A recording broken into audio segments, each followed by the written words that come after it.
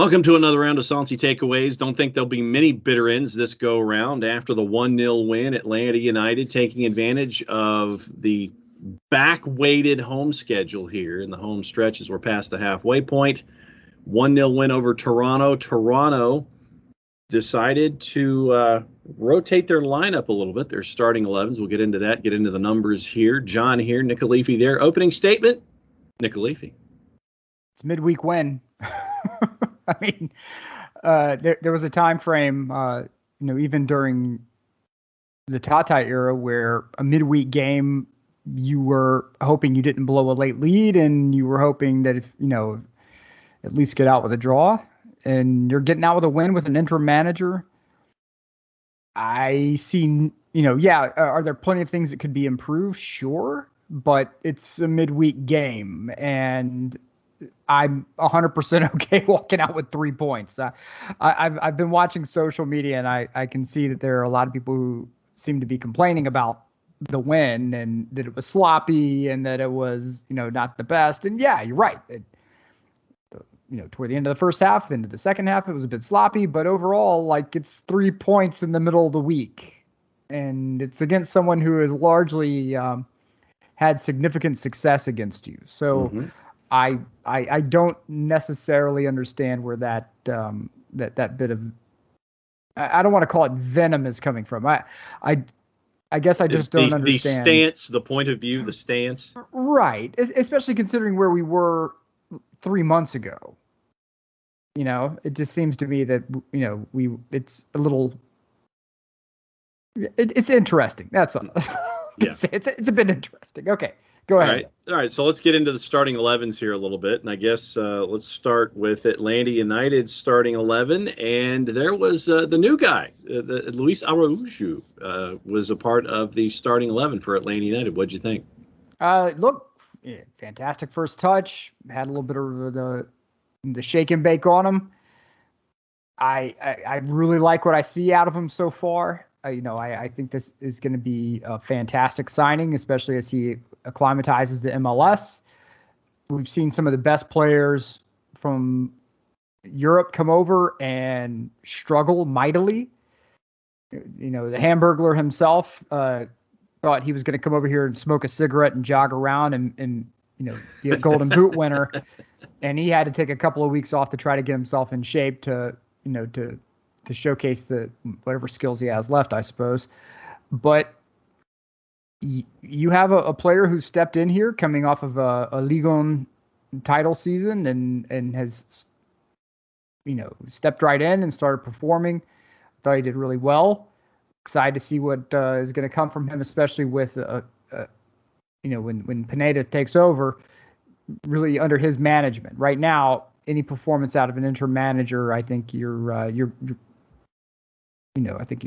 have to kind of take it with a grain of salt, but the fact that you got this kind of performance out of an interim manager, I think really speaks volumes to both Rob Valentino and to the new guy.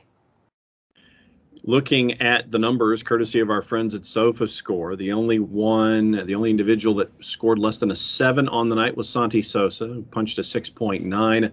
7s across the back line, ranging from Anton Walks' 7 flat to Brooks Lennon's 7.7. Brad Gazan wore the captain's armband, got a 7.5. Araujo, in his first appearance, punched a 7.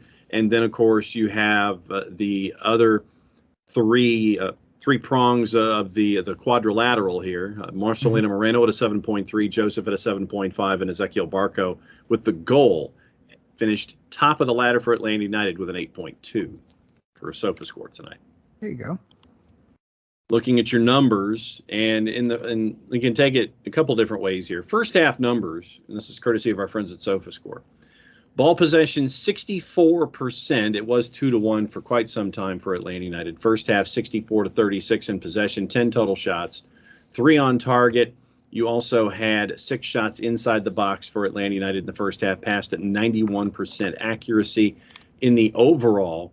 And you can look at the numbers, I guess, in the second half when the substitution was made to bring in Pozuelo and Soteldo at the same time and give a 30-plus for Toronto FC. You could tell the tenor and the speed of the game changed a lot with those two catalysts in. 57-43 possession on the overall. 21 shots total for Atlanta United, 14 for Toronto FC. 22 against Cincinnati, I believe, is the season high. Shots off target were 10, on target were 4. You had 11 shots inside the box, 566 passes on the night for Atlanta United, passing at an 88% clip, 422 on the night, passing at 85% for Toronto FC. Dribbles won 16-24 for Atlanta United, and Atlanta United won 48 of the 90 duels on the night.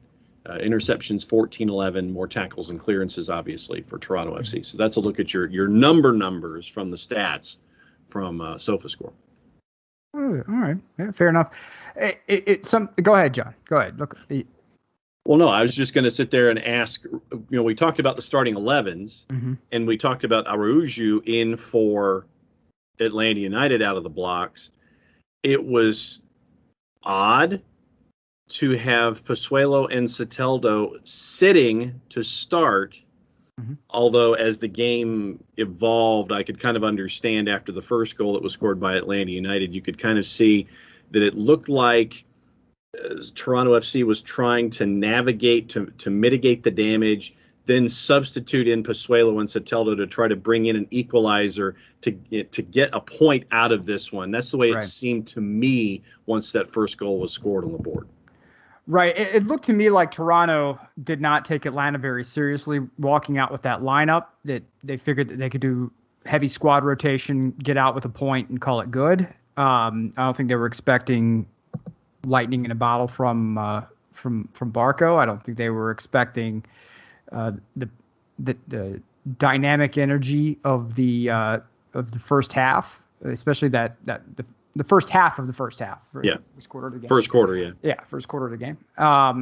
They weren't expecting that kind of dynamism and that kind of energy. And so when that goal happened, you could see Toronto suddenly be like, oh, wait, this is not going how we thought it was going to go. So we probably need to start changing things up. The one thing that shocked me about Toronto in this game is that, especially in the second half, they left acres of space open. Yeah. Acres of space. And, they had moments where their counter press was very effective. Moreno had turnover, Seja had turnover. Then you had a couple of other turnovers that were avoidable, but, midweek game. And what just shocked me, though, is the acres of space they left open. And that's one thing we talk about with the counter press, is that you're going to have to pick and choose where you want your space to be. Atlanta has shown you all game that they will counterattack you. It's the minute they get the ball at the feet, they're gone. I'm just shocked that they continued with the tactics of leaving the midfield, a lot of the space in the midfield. It looked like what they expected to happen was they would counter press again to close down the distance between their attacking players and Brad Guzan. And then, if Guz got the ball, he would punt it because you're swarmed with red shirts.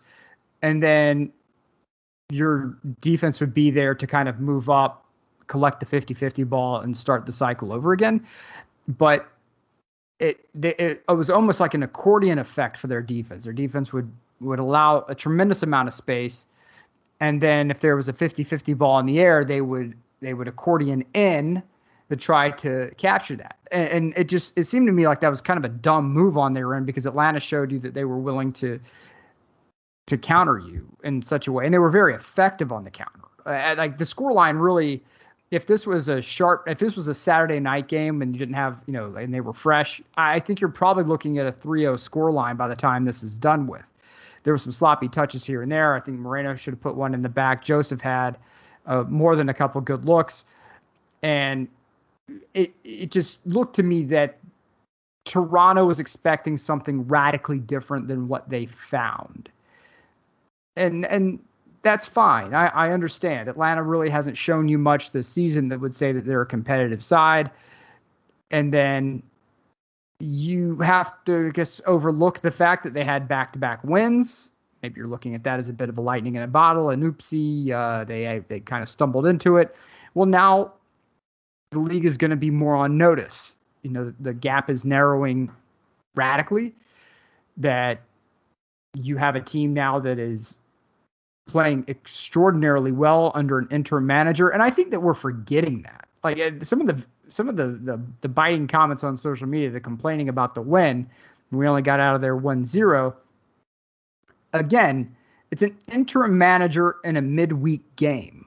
I think there were people who were hoping that Rob Valentino wouldn't lose all of the games, that he would at least just keep it level. And the fact that you've gotten back-to-back wins for the first time in 2-3 years, something like that. I think so. Yeah. 2 years, 2019. Right. And so I think we should, again, here come the Sunshine Pumper comments. I think you should be thrilled to get out of a midweek game with 3 points, and the rest of it's kind of lining up in your favor. So,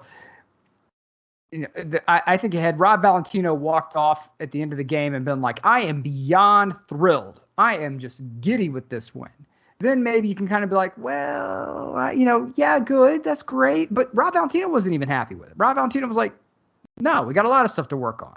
There were sloppy moments. 3 points. A win is a win is a win. Yes. 3 points. Yes. But there's stuff we need to work on. And that's my exact take on it. I think that it's a win. Amazing. Awesome. But there's a lot to work on. And I just think that it's okay to keep that in perspective and be okay with it. But there's a lot of positive things to look at. Like we talked about in the last game, that there's struggles aren't a permanent state, and I think that it's something where that's very true, and neither is victory. But at the same time, if you just do nothing but worry about the wheels coming off, when are the wheels coming off? And I get that we live in Atlanta and we're 28-3 scarred us all for life, but at the same time, if you generally go through life waiting for the wheels to fall off, it's going to be a tough road for you. It's okay once in a while to kind of, let the guard down and relax a bit and sort of take things in stride. 3 points, interim manager, midweek game. I'm taking it in stride. I think it was very good to walk out with 3 points, but there's some things to work on. Sure.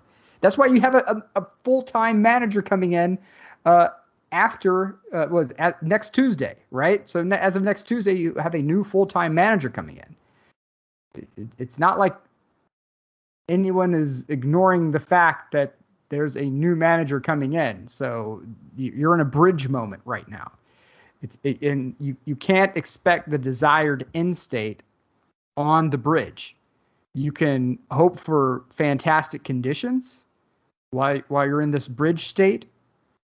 But you can, but to expect optimal conditions and desired end state when you're on the bridge, I think is a bit much. Maybe I'm wrong on that one. And if anybody has comments, by all means. But this is a bridge moment. Let's be very happy with the fact that it's back-to-back wins, and that we are infinitely in a better position than I think we were, a month ago, 2 months ago, and that's okay. I think there's nothing wrong with that. Let me go to Twitter and reference a particular Twitter account. Okay. And this is outside of the question and answer section of the show. At MF Parkhurst on Twitter. After the match was over, at MF Parkhurst said, quote, "When you're on the outside looking in, nothing matters more than 3 points. Hashtag ATLUTD. Also, go on at Rob_Valentino with the 2 hands up clapping emoji." Look, it sounds like this MF Parkhurst guy sort of knows what he's talking about. He might have some experience in that. He's right. They're going to go over game tape, and Rob Valentino is going to point out areas where, hey, you maybe should have stepped, to this particular position a bit earlier than you did. Looks like you had a bit of lead in your feet. Guys, it looked like we dropped off and we lost energy at this particular time. Let's go through and talk about some of the issues that caused. And you go through the game tape and you see spaces that opened up as a result of that. You see moments where Toronto was able to move the ball very freely through the midfield as a result of that. And some of it is because Atlanta's moving up; they're trying to attack. So spaces, again, you're picking where you're going to allow space to occur. And Toronto sort of had that run, but at the same time, you probably would have snuffed out a couple of those dangerous moments from Toronto if you didn't have lead in the feet, if you had stepped in a couple of occasions a bit earlier. And you were lucky that you have some players in the back who are pretty good at sniffing out those incisive passes and doing so, might I add, in a very clean manner. So that's something to keep in mind. The fact that you have players who the defensive intelligence is recognizing your space and distance from your help.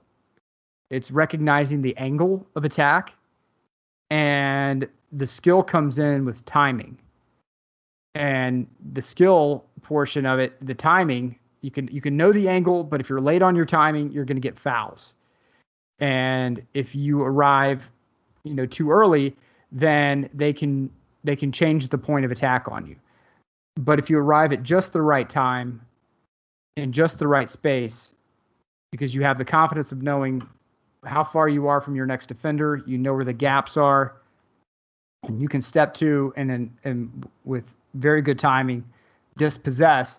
You're not going to get called for the fouls. And the fact that, it was single-digit fouls tonight, was it not? There were not a whole lot of whistles that were called in this match. 15 total.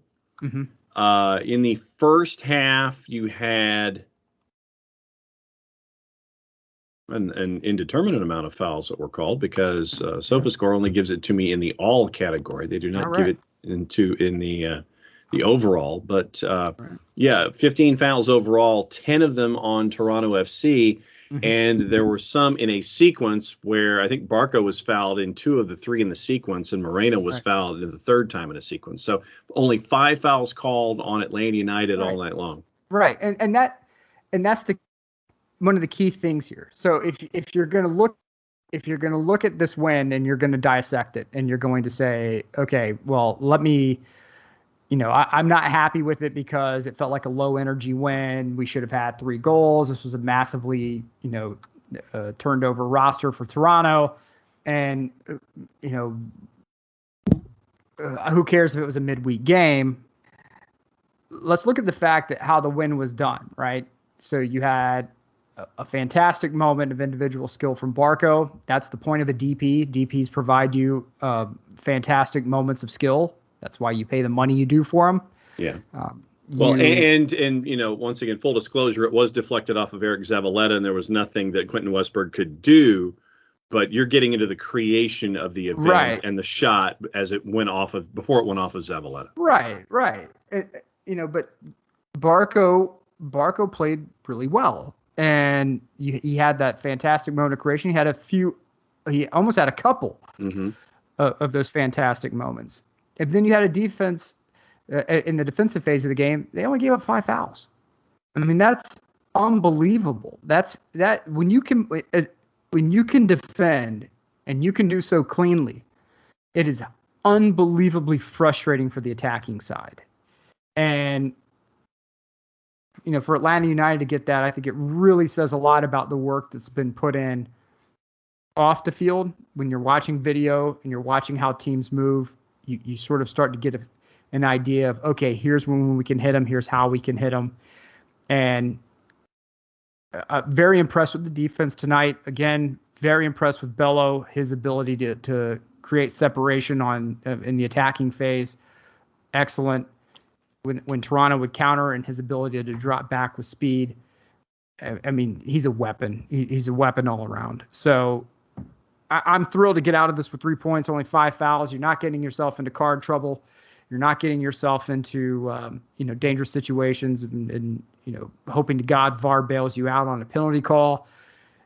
This is a game that would normally scream something like that, and the fact that you were able to get around it, I think I think that's something that should absolutely be applauded. Yeah, Brad came up big in a couple of moments in this match, He did. especially in the second half. There was I want to say it was a shot by Pozuelo that Pozuelo tried to pound into the turf and get that hop over Brad, and Brad was there to parry it away. And there was another moment in the first half, I believe it was a Bradley corner that was punched clear and he was surrounded by a lot of red jerseys and punched it clear. And so you got to give Brad Gazan a lot of credit tonight as well for what he was able to do. When you look at the standings after tonight, it is now officially, I think, logjam status in the 6, 7, 8, 9, really 10 in the East. DC United, having lost to the Revs 3-2, they're at 27 points. They're in 6th. CF Montreal drawing FC Cincinnati, they're at 27 points. The Crew, who lose to Red Bulls 1-0, have lost 5 in a row. They're at 24. Atlanta United, with one less win, is also at 24, but they have won 3 in a row. And then if you want to include Red Bulls at 22 points, you can. So 6 through 10 separated by 5 points right now. And this was kind of what we figured when it came to the Eastern Conference. Right, but there's a couple of things to point out here. One is that we got very lucky with the Cincinnati draw. I don't know if anyone expected Columbus to be in the situation they're in now after that run last season. I don't think anyone expected, Caleb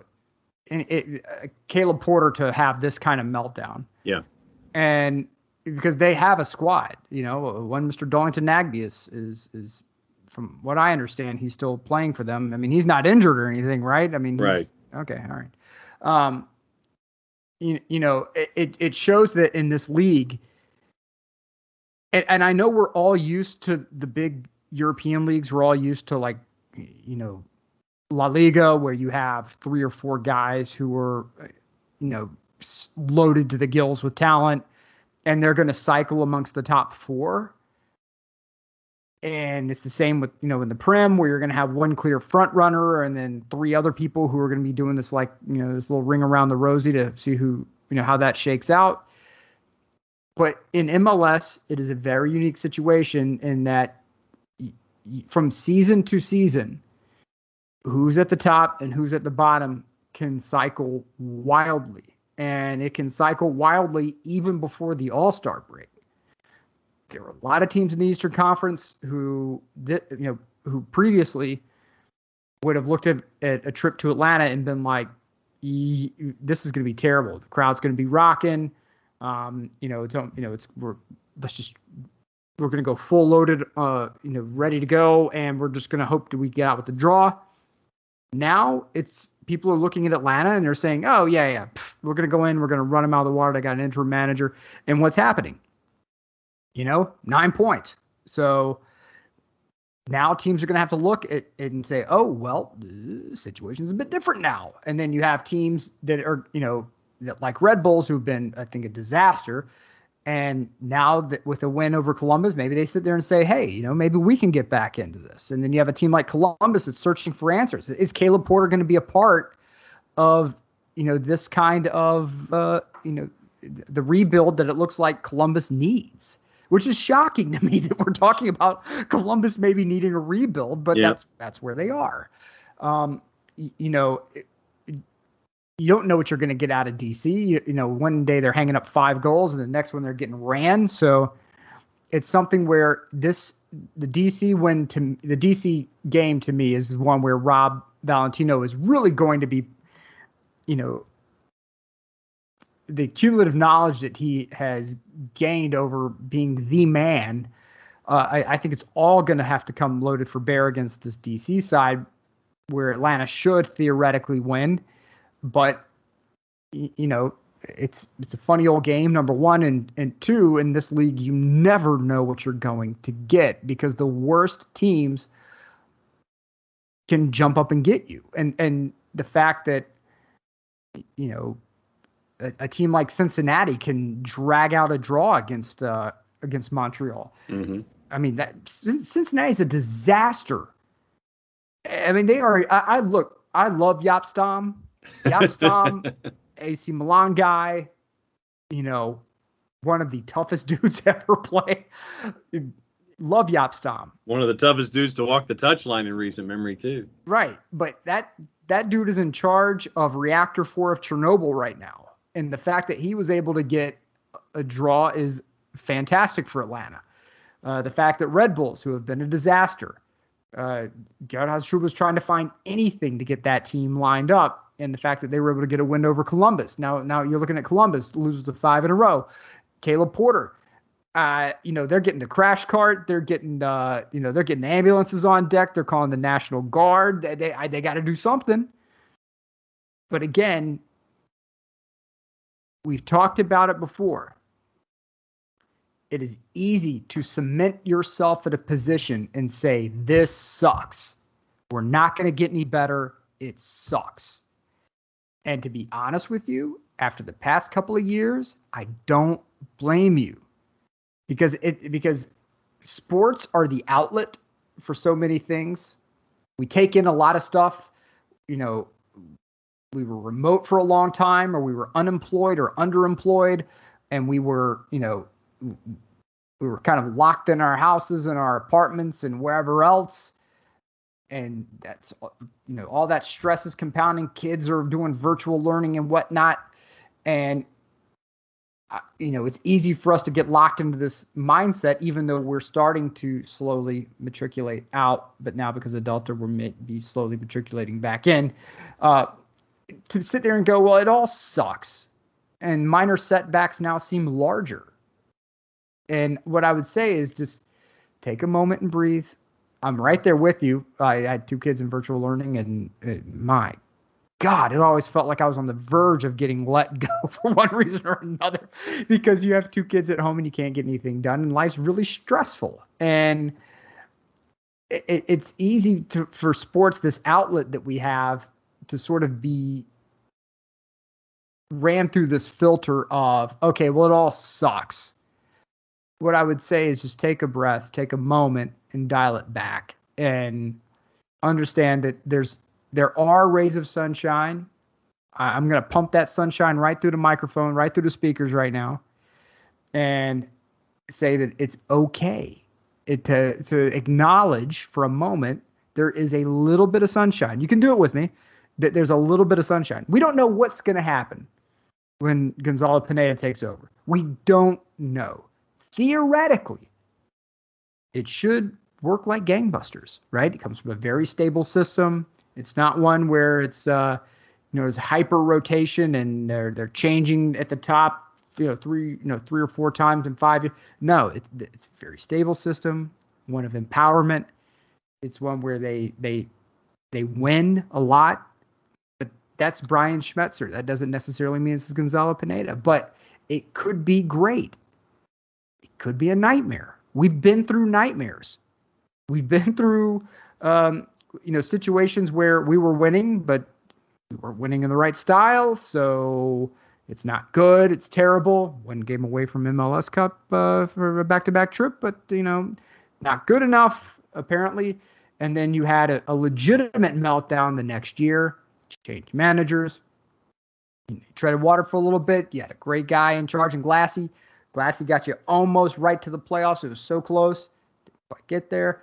And then you bring in Heinze, and we're like, oh my God, he's the next big thing. This is awesome, positional play. There's pressing involved.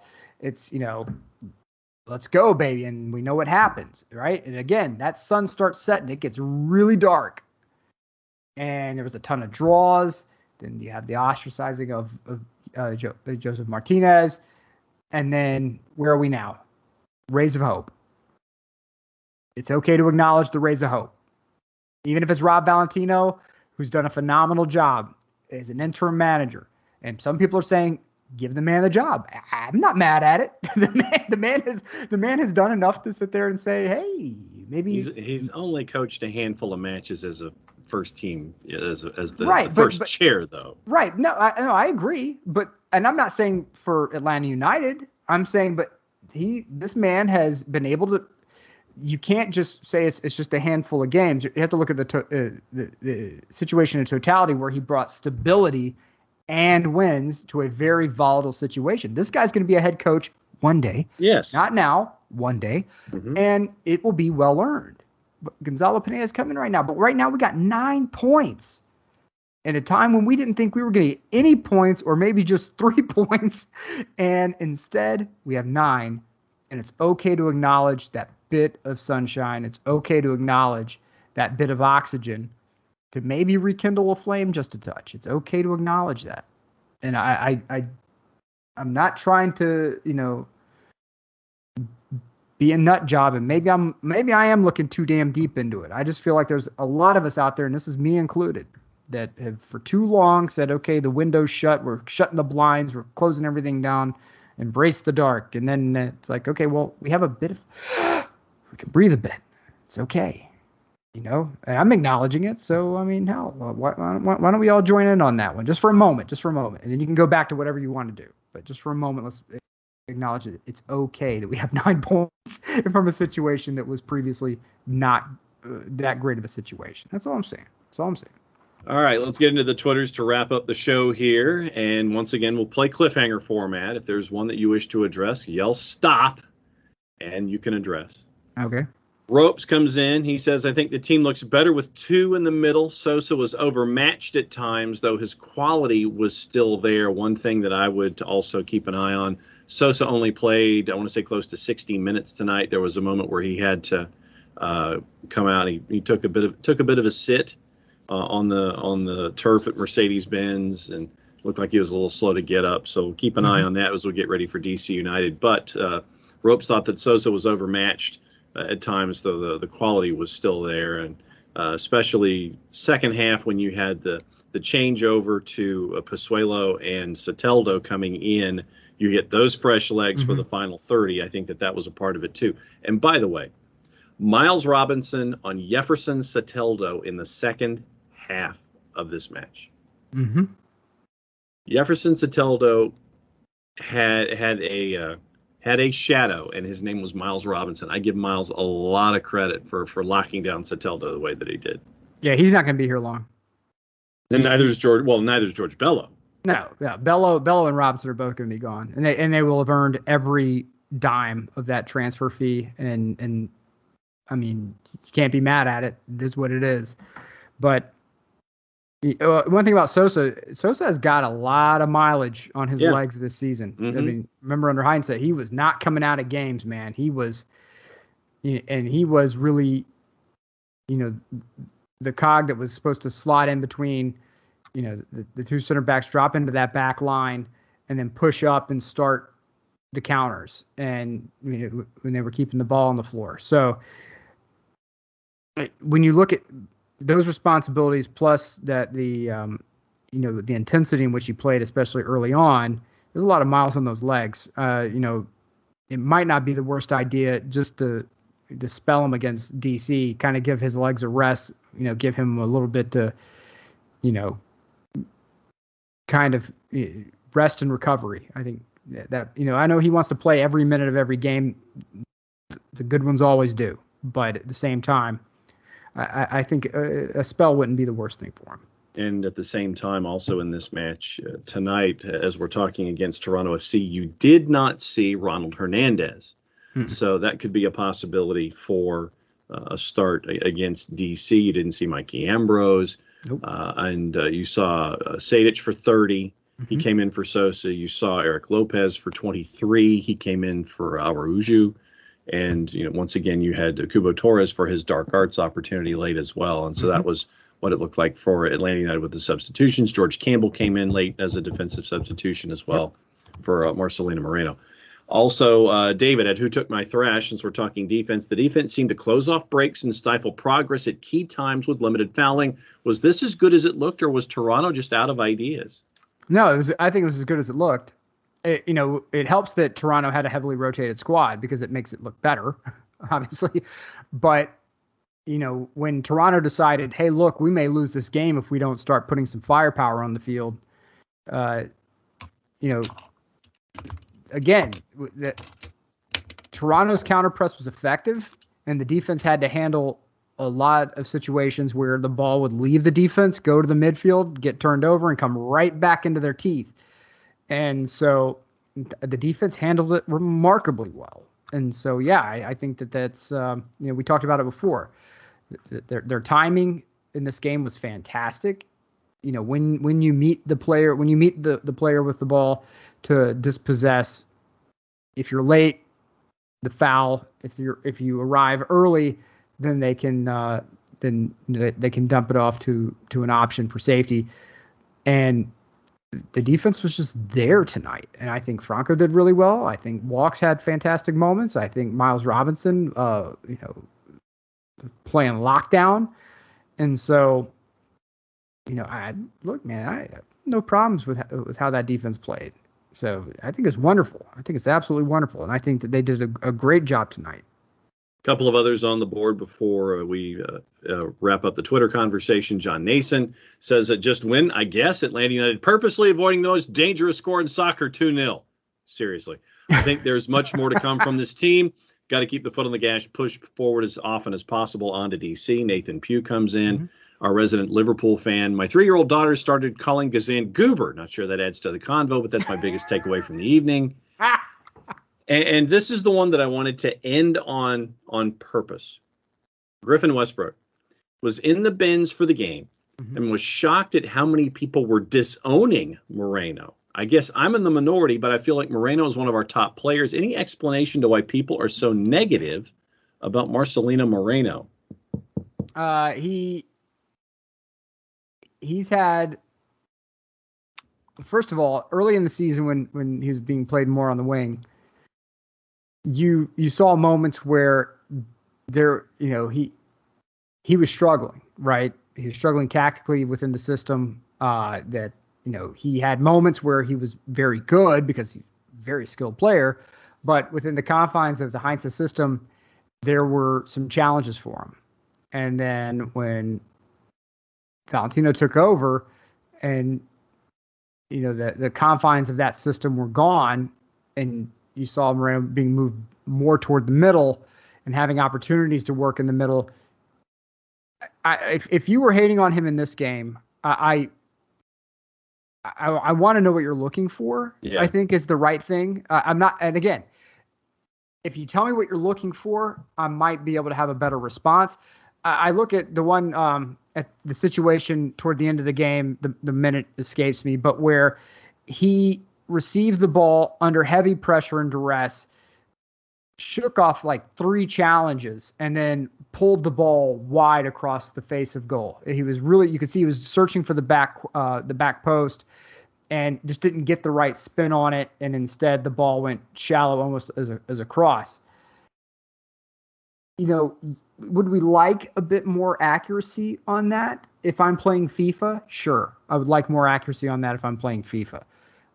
But the fact that the guy took 3 challenges and still kept possession, tried to put the ball into a dangerous position, I got to respect that effort every time.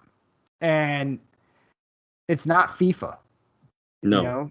Where a player is rated like 94 and you're going to get 94 performance almost all the time. It's not Ultimate Team, so there's going to be on nights and off nights.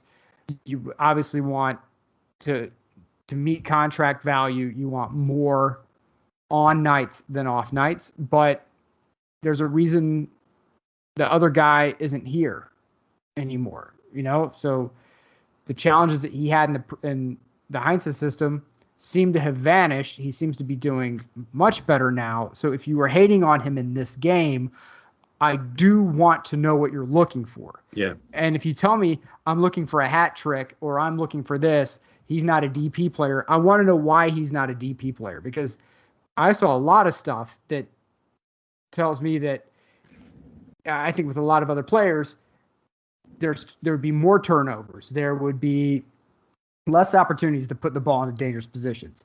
There would be less fluidity with some of the attacks that took place that may have petered out inside the box. I don't know what you're looking at. Right.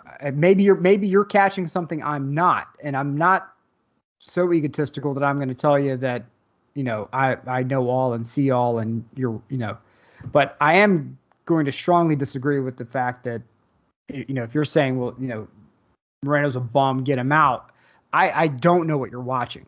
Right. I would really like to know what you're watching. Right, and that'll be the question to the floor. I mean, I think that with the four horsemen, or whatever you want to call them up top, I think we're still we're searching for that. We're searching for that particular nickname.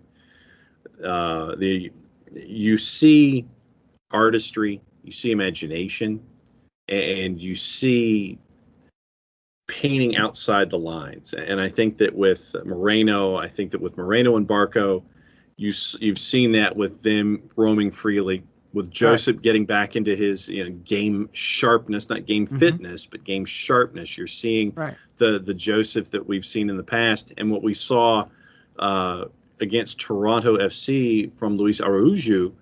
You're seeing that artistry. I think there was the one moment early on where I think it was in the first half where it's a pass to him, and it's a very, very calm first touch, and then I think that it's a whip of an outlet, and you're seeing that kind of imagination. And with time and and this was just first time out of the blocks that you're seeing this. You're seeing this with 70 minutes of work with these four together up top, and you're seeing that artistry and imagination as that relationship continues to grow and flourish. Think about what you will be able to see. Yes, Atlanta United had chances tonight. No, they didn't finish all the chances. That's something that can be worked on going forward, as can every other team that is presented with these situations. But with these four individuals up top, with all this firepower, all this imagination, all this artistry, all this painting outside the lines, I think that as this relationship grows, I think that you could have those very special moments like we saw. Had Joseph hit that scorpion kick tonight? Oh my God! It would have sounded like there were 75,000 people in there if he had hit that. And this is the other thing that I wanted to get into tonight before we go, is that I know it was a midweek game, but I think that the fans tonight were waiting for something to happen instead of bringing the team along with them to encourage. I think that that the fans were there tonight, but I would have liked for the fans to be with them to stir them on, especially in those later minutes where they're struggling, and you see that speed and the transition from Toronto FC. Those are the moments where the 17s can help carry Atlanta United through to a finish like that. And it just seemed like the crowd was quieter than normal tonight. I will go ahead and I can only speak for myself. And so if you're listening to this, I don't want you to think I'm speaking at you or about you. I have 3 season tickets.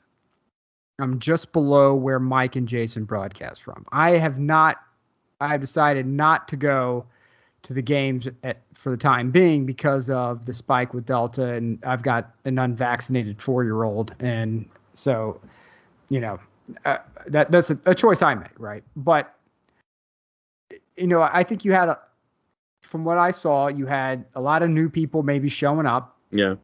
And from what I saw on social media and people who were buying tickets and things of that sort, I think that you're correct in that there were probably expectations of, we're going to run this flipped and rotated roster into the ground. And when that didn't happen, maybe the energy fell back a bit. I think that there are also people who may be a bit pensive about, going out and doing things and whatnot. And that's certainly could be a part of it. I think it's a midweek game. Yeah. 7:00 midweek. That's not exactly the best time for high energy, but yeah, this is a time when the team needs you. If your butt is in the stadium, the team needs you, and their job in that is to show up and put forth fantastic effort. And the 17's job is to, go bonkers and go nuts and, chant and cheer. And I can tell you from listening, I I had someone who was very generous and let me get their streaming account so I could actually watch on Bally's tonight. Thank you. But I can tell you from the TV at home, it's you could hear the supporters section for sure. You could hear them going. It sounded, the supporter section sounded great. So, but yeah, if the energy is low, 17s, don't forget, it's, part of the equation is sometimes when the team is kind of, getting the lead in the legs, it's on the butts in the seats to start, screaming and yelling to try to get them moving. That gets Joseph fired up. Joseph starts screaming at the team. The team starts getting, picking back up, and they all start going. So, and again, I think some of it also goes to the fact that I think there's this general lead in the air right now. This is general lead in the air, and maybe we can shake it off and start getting loud again and start having fun again, and without the shackles of all this weirdness and wackiness that's going on at the moment. And with that, it's a 1-0 win for Atlanta United. Once again, a lot of teams in a very short amount of space. And Mike Conti made this point this evening after the New York City match. Atlanta United is only 7 points out of third right now in the East. Mm-hmm. It is 5 points that separate 6 through 10, but 7 points separate 3 from 9. Just saying. Flips in a salary cap league, things change overnight. So buckle up. I heard a lot of people say they wanted an exciting season. Ladies and gentlemen, you have an exciting season. So it is if this is what you wanted, this is what you're getting, because Atlanta United's back in it. They're back in the hunt. There's blood in the water, and with everything that's going on the news, everything that's going on around the world, it can get heavy. Take your moments of enjoyment when you can get them. This is supposed to be fun. The whole soccering is supposed to be fun. Transfers are, the deadline's coming. Who's going to move? Who's not? For MLS, it's the push for the playoffs. Some guys are talking about lead in the legs. Some people got concrete shoes out of nowhere and are plummeting like a drunken kamikaze pilot. And then we have some teams that are the exact opposite. They have they're like Balloon Boy. They hook the helium up and they're shooting to the top.